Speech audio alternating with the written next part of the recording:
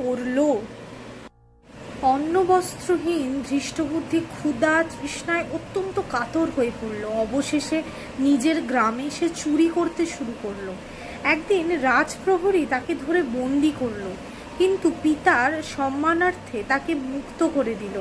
এভাবে বার কয়েক সে ধরা পড়ল ও ছাড়া পেল, কিন্তু তবুও সে চুরি করা বন্ধ করল না।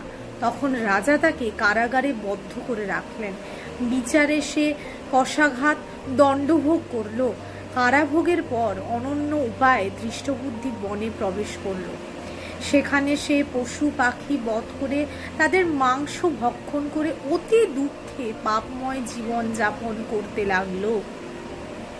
কর্মের ফলে কেউ কখনো সুখী হতে পারে না, তাই সেই ধৃষ্টবুদ্ধি দিবারাত্রি দুঃখ শোকে জর্জরিত হলো। এভাবে অনেক দিন অতিবাহিত হলো। কোনো পুণ্য ফলে সহসা একদিন সে কৌডিন্য ঋষির আশ্রমে উপস্থিত হলো। বৈশাখ মাসে ঋষিবর গঙ্গা স্নান করে আশ্রমের দিকে প্রত্যাবর্তন করছিলেন। শোকাকুল ধৃষ্টবুদ্ধি তার সম্মুখে উপস্থিত হলো। ঘটনাক্রমে ঋষির বস্ত্র হতে এক বিন্দু জল তার গায়ে পড়ল। সেই জলস্পর্শে তার সমস্ত পাপ দূর হলো। হঠাৎ তার শুভবুদ্ধির উদয় হলো।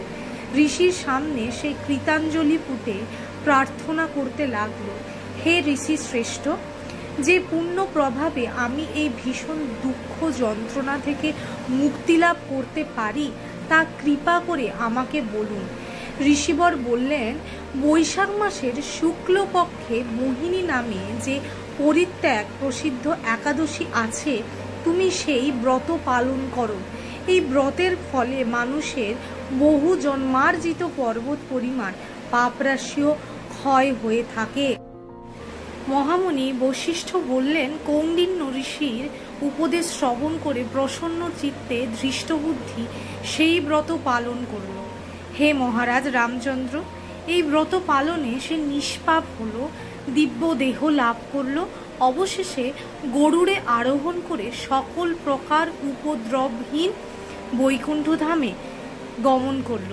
হে রাজন, ত্রিলোকে মোহিনী ব্রত থেকে আর শ্রেষ্ঠ ব্রত নেই।